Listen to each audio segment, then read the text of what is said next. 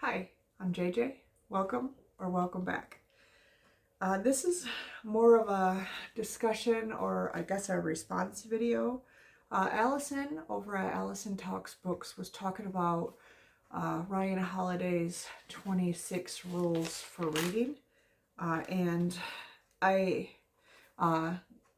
was mentioned or tagged basically to try to respond to my thoughts and stuff on his list. And I thought what she discussed, she did a really good job. I agreed with pretty much what she said. So I'm not going to talk about agreeing or disagreeing with Ryan.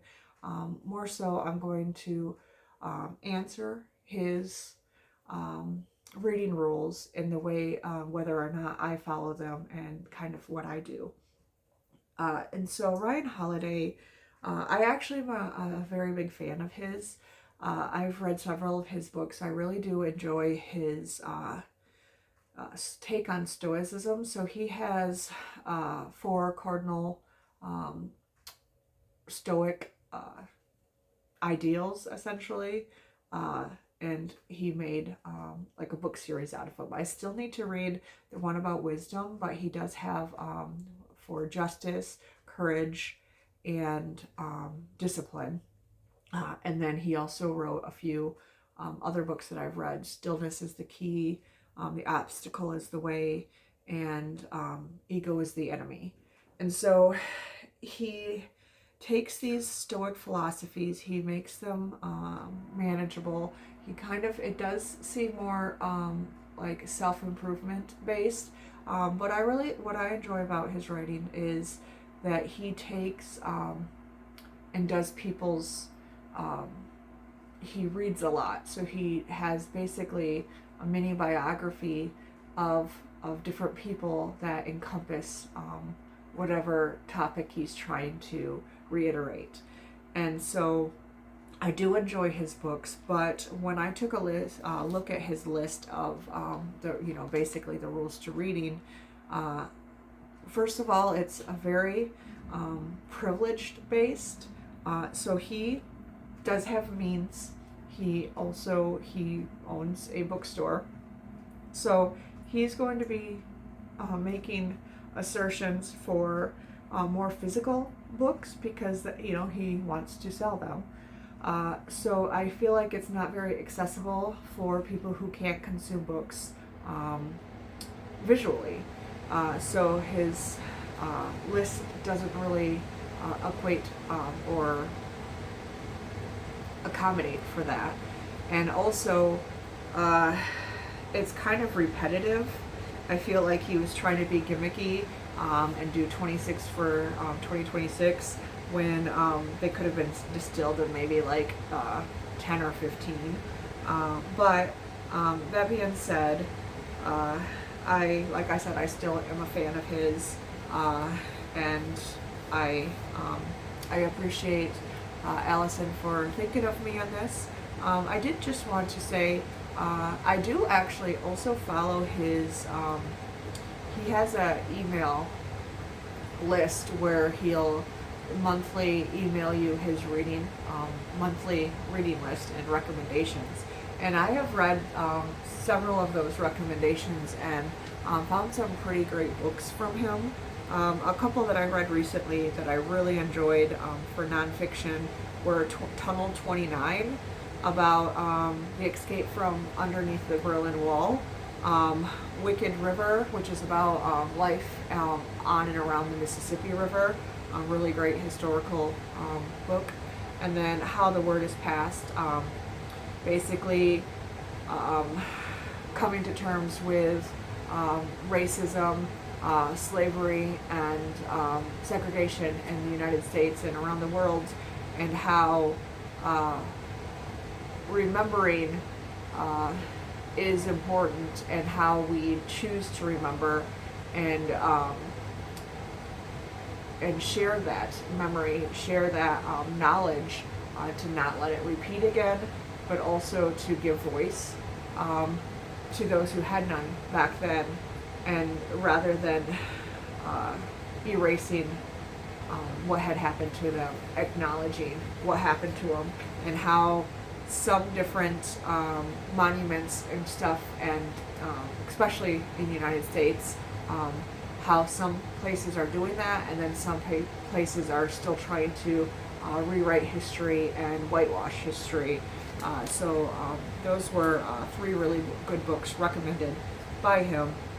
And then a couple of fiction books that he recommended that I would have never read because they're not recommended anywhere on BookTube. And some of them were better than others. I did enjoy The Sports Writer and What Makes Sammy Run. I was kind of, the movie goer was just okay. But that being said, as I'm just maybe probably disagreeing with a lot of what he said, I just wanted to let you know that it comes from a place of respect for him and his own recommendations, his own contributions to readers in general, because he is a very avid reader himself, and I think overall, despite how I feel about his answers and stuff and his choice for his 26 rules, that it comes from a place of wanting to have a discussion about books. And I think any kind of discussion about books leads to more discussions about books, leads to more reading in general, and I think that is his overall intention here, is just let's talk about books, let's read books, and let's read more books. So I'm not too harsh on him, I just am going to kind of discuss. And so once again, thank you, Alison, for thinking of me. And I do read a lot of nonfiction, so this will be primarily geared towards the nonfiction for my answers. Number 1, don't just read more books, read the right books. And once again, what is right for here? I feel like if you're going to read nonfiction, right, for me, would just mean make sure that it's well researched, make sure what you're reading is actually accurate. I don't care what you're reading about, I don't care, I just want you to know that if you're actually assuming that you're reading something nonfiction, that it is actually going to be that you're consuming the truth and not someone's alternate version of it. And number 2, speed reading is a scam. You have to spend a lot of time reading. I feel like I'm going to answer, like I said, these things for me personally. People read for different reasons. If I'm reading nonfiction, it's slower going anyway because it's a lot harder to consume, to remember, especially when you're talking about names and dates and locations and all these things. So when you read for pleasure, it tends to go quicker, especially kind of pleasure you're reading. Every once in a while I'll want to read a just straight up romance, just as a palate cleanser, especially if I was reading some really heavy emotional fiction stuff. And so I can read, a full romance and, like a day. I've read like 3 books in 3 days before. And it's not that I'm trying to rush through them, it's just the content in them is just quicker to read than others. So I feel like it's going to be why you're reading and what you're choosing to read rather than worrying about how quickly you're consuming something. Number 3, you should always carry a book. Your phone, keys, and a book. Personally, yes, I always have a book with me. Just because I have access on my phone and I have my phone with me. Sometimes I carry, because that way I listen to audiobooks a lot and stuff. But I do still always take issue with the words always and never.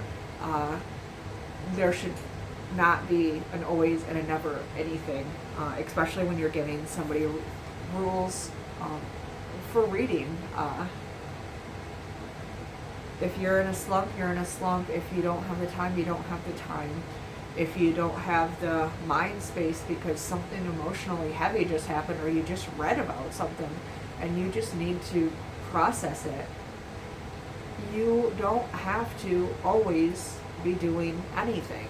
And reading should bring you joy. Even if you're not reading for pleasure and you're reading to learn, does not mean you have to be doing it all the time. That said, I kind of do a lot because that is one of my main hobbies and I make time for it, but that does not mean that I'm going to not prioritize my self-care and my relationships with the people around me just because I need to do that always. Number 4, if you're not reading with a pen, you're not really reading.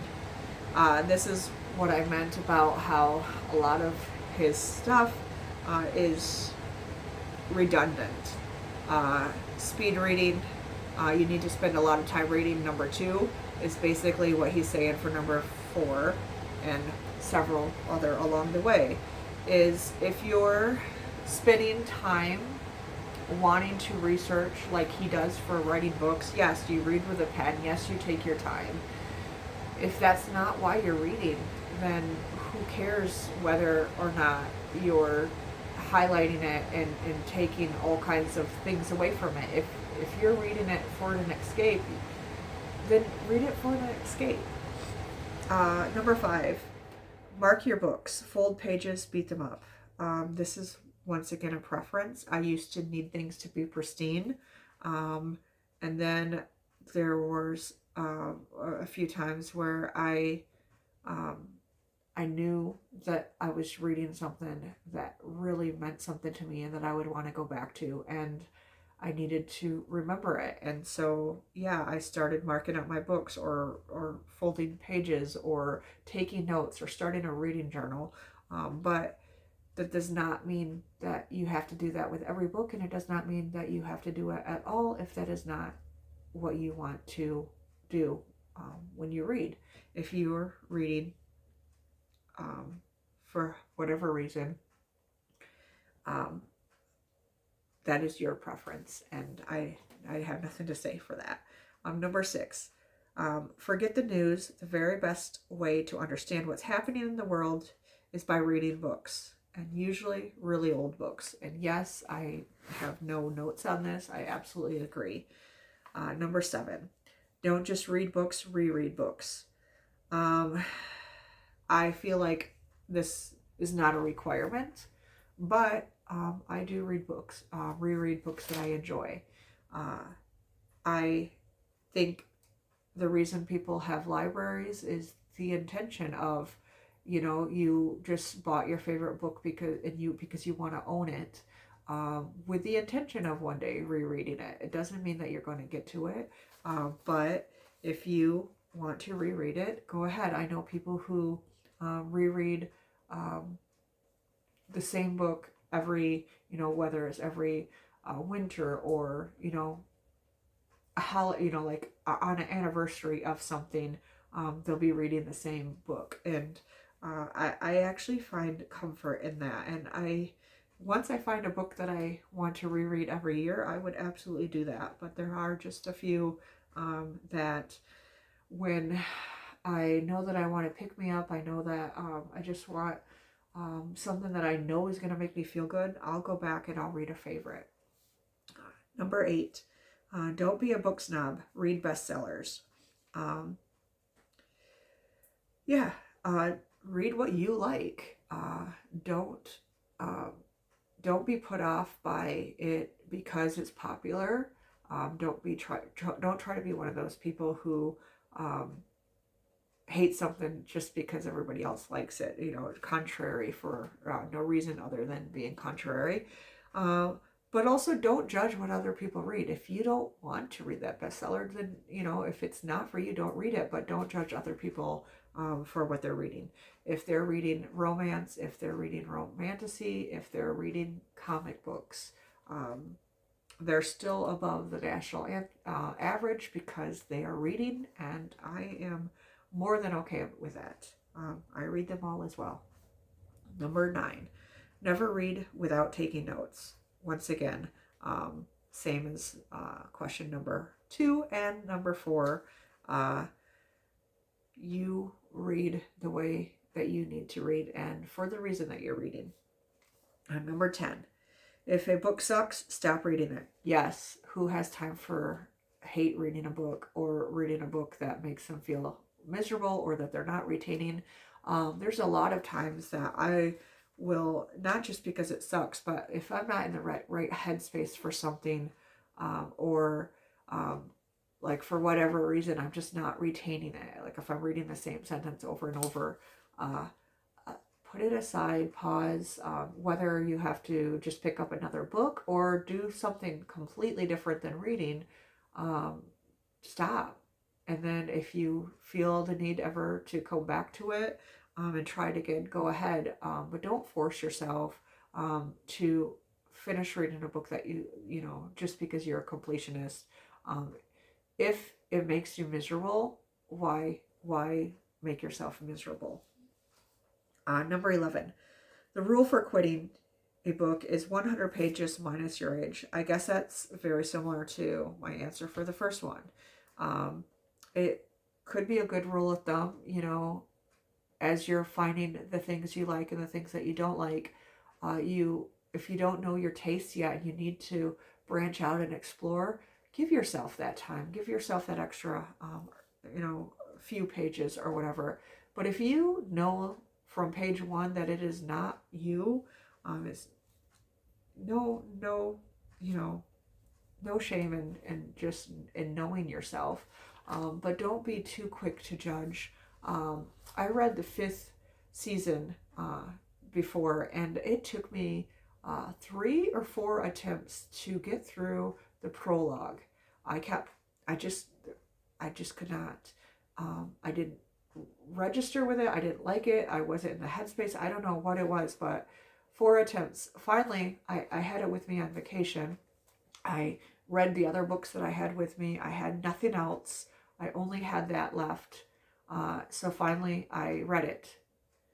And that ended up being an absolute fantastic book from page 1 as soon as I got past the prologue. If I would have quit just because I didn't like the prologue or that wasn't speaking to me, I would have missed out on a really fantastic book. So I don't think that there's a hard stop anywhere, but just, even as well as you know yourself, like I said, at least give it a good effort. If it's miserable, skip the prologue. I ended up skipping, I think the last 2 pages of the prologue.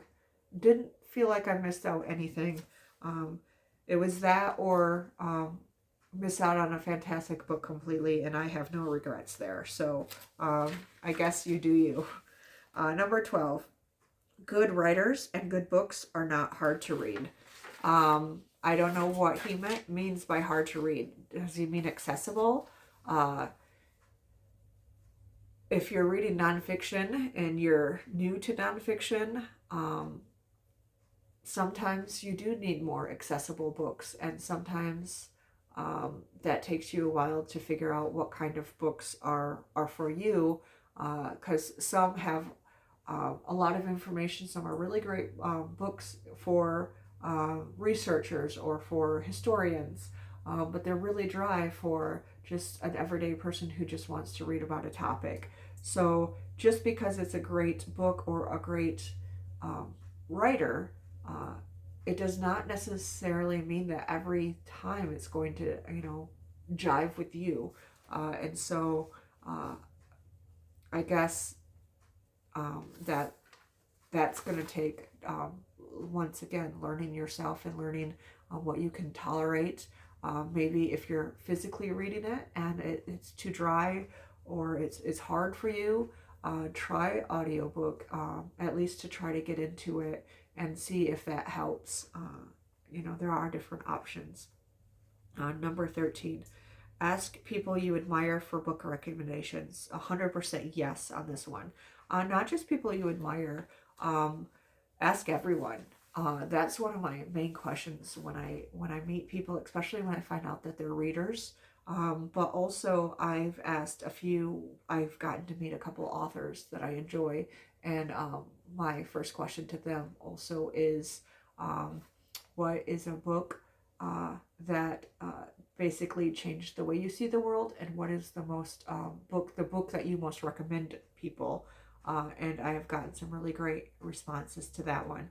And I listen to Tim Ferriss podcasts, and he always also asks, what's the gift that or the book that you gift people the most?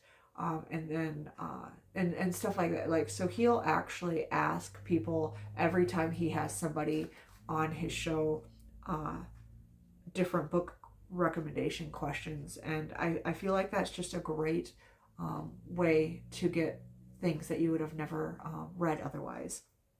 Number 14, cool titles usually make for crappy books. I don't even know how I feel about that. Um, there's some really fantastic titles out there. As somebody who tries to write myself, titles are my hardest thing to come up with.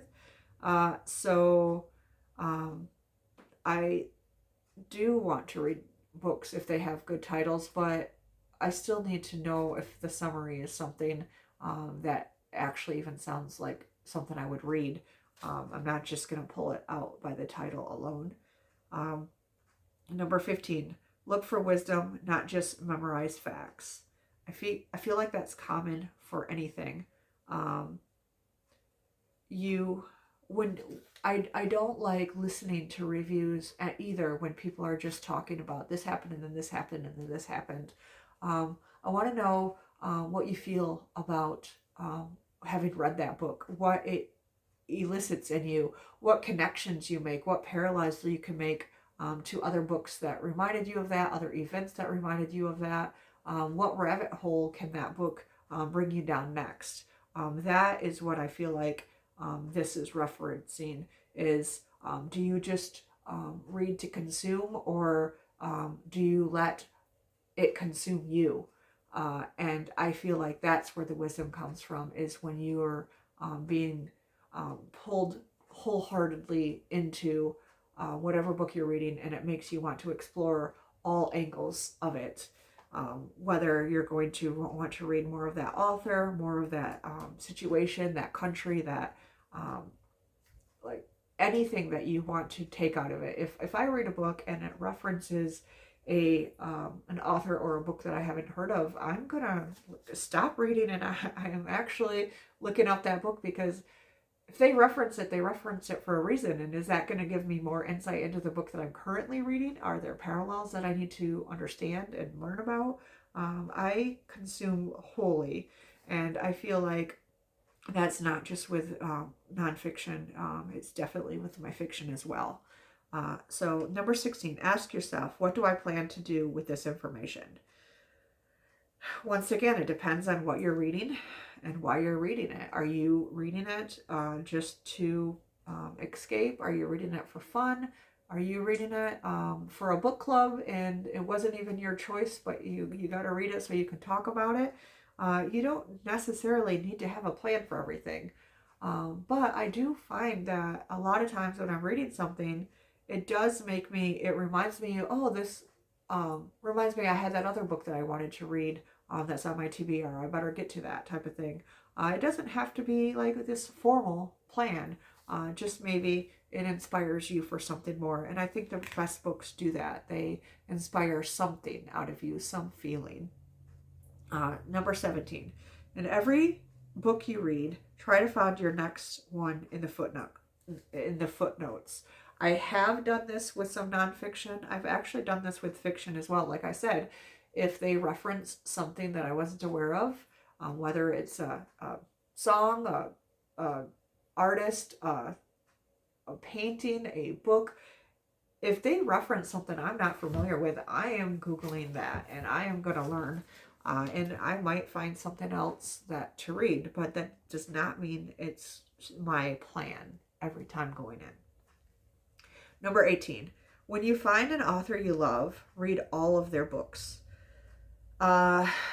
This could be more true for fiction. For nonfiction, not every nonfiction topic interests me. I could find an author I love and I read it because I like that topic and I want to read more about that topic. I don't necessarily want to read everything from that author. And that's the whole all or nothing or never and always. I don't like all or nothing type of phrases. Number 19. If you see a book you want, buy it. Don't worry about the price. Like I said, he's coming from a place of privilege. I feel like there are so many different ways to access a book. I do tend to buy books if I'm supporting local independent bookstores or local stores here. If I can't find it at a library or can't find it used somewhere, then I will purchase it and not care about the price. But I try to be very conscious of consuming it unnecessarily. My problem is that a lot of times, especially with my reading around the world, is that I don't have access to a lot of the books that I want to read at my local library, so I am then forced to buy them, but then I try to buy them as cheaply as possible. So I do worry about the price, and for him to say don't worry about the price, I feel like that is coming from his place of privilege. Number 20, don't judge a book by its cover, but also you kind of should. I don't know, cover art, cover title, like if the summary is in the is on the cover and the summary sounds like something that you would want to read, and all of the things hit all of your buttons, then go ahead. You know, if you don't like it, you don't like it. Why is this a thing? You shouldn't be judging anything, just like you should judge someone else's reading habits. The same thing for how the book looks. Give it a chance. And I'm sorry, my nose is stuffy. I've been cold. I've had a cold the last several days. Number 21, build an anti-library, a stack of unread books that humbles you. So if TBRs do not make you anxious, then yes. Personally, I do have a lot of unread books. I like to know that I have access to the books that I know that I eventually want to read, whether it's personally or at the library. But I know that not everybody can deal with that, and I feel like I don't know. I feel like the idea behind it, to know that there's still so much that you don't know, is humbling. The idea that there's so much more that you have not even close to encountered, but that doesn't mean you have to have it physically in front of you. Just kind of be aware that you don't always know what you don't know, and to be open to that. And I think that's just as humbling. Number 22, read books and writers you disagree with. Yes. I feel like, especially when you're reading the classics and stuff, it gives it context when you understand the author's point of view, what the culture and climate was during the time of writing it, what they might have been trying to do. And yes, you're not always going to agree with them, but you're going to learn about why that book was important, what they were trying to say, what was going on in that period and stuff. And I feel like a lot of times we want to cancel people so quickly, because consuming them does not mean, but consuming them does not mean that you're okay or promoting what their ideas are and what they're writing. A lot of times you're trying to consume to understand. Yeah, they're believing in something or they're writing about something that is wrong, but they're not the only ones who think that way or who feel that way. And so just saying that you disagree with it and don't want to read it because you disagree with it is not stopping you from interacting with people in the real world who do agree with it. And the whole know thy enemy is important in that aspect. Be able to understand where they're coming from so that you can discuss it with them and maybe bring them to your side if it is something that is so egregious that you didn't want to read about. Then maybe they do need to also learn and be educated, and so you can't do that if you're not coming or be willing to read and meet them where they're at. Number 23, don't be satisfied just getting the gist of things. That's all the other, all his stuff. Read deeply, don't rush, take notes, all that stuff. Once again, very similar. So 24, prefaces and forewords are there for a reason. Don't skip them. I just said that I skipped that prologue for a fiction, and I am glad that I did because I might not have finished the book otherwise, and it was a fantastic book. So I think, who cares? I feel like a lot of the times if I don't want spoilers going in, I don't always want to read the forewords. I do enjoy reading the afterwards, especially if a book really resonated with me, and then finding out like why the author wrote it and everything, the process and everything. I find afterwards actually more interesting to me than forewords. 25. If a book is really good, recommend it and pass it along. Yes, that's why we have BookTube, and that's why I created a BookTube channel, because I absolutely believe in this. And number 26, find great stuff and suck everything you can out of it. That's all. The rest is, read for whatever reason that you're wanting to read, and take from it as much as you can. If it's healing you, if it's helping you escape, if it's connecting you to a community, if it's teaching you something new or different, or if it's just fun, or whatever it is that you picked up that book for, just find more like it and just keep doing it. So those are my thoughts and my ideas on Ryan Holiday's 26 rules for reading, and my response letter, or my response video to Alison Talks Books, for bringing that to my attention, mentioning me in it, and I hope that I did it justice, and that you check out her video, because she did a really great job discussing it as well. And I do apologize for my stuffiness and the heat going, but it is freezing here, and I probably should have worn a sweatshirt, but I was hot and cold all day, so I didn't know what I would want to wear when I started this video. But I am very cold now, so I am ending it. And anyway, as always, thank you and happy reading.